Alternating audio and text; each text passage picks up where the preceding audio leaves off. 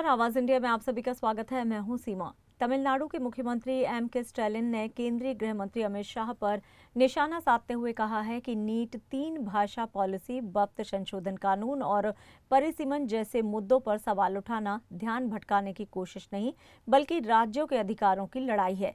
उन्होंने को चुनौती देते हुए कहा है कि अगर डीएमके वास्तव में ध्यान भटकाने का प्रयास कर रही है तो अमित शाह को इन मुद्दों पर तमिलनाडु की जनता को स्पष्ट जवाब देना चाहिए, चाहे वो नीट हो या फिर 3 भाषा नीति या फिर वक्त संशोधन कानून और परिसीमन का मसला। इन सभी पर सिर्फ हम ही मुखर हैं।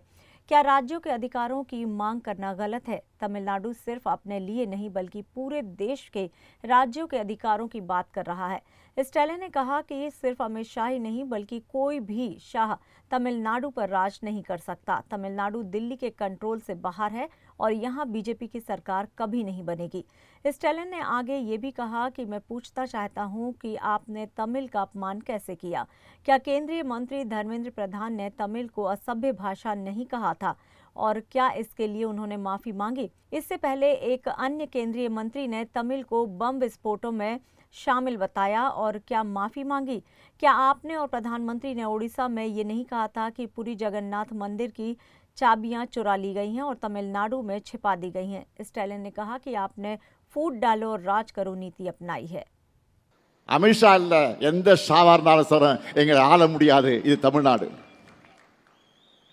இந்த முத்துவேல் கருணாநிதி ஸ்டாலின் இருக்கு வரை உங்க திட்டம் பலிக்காது.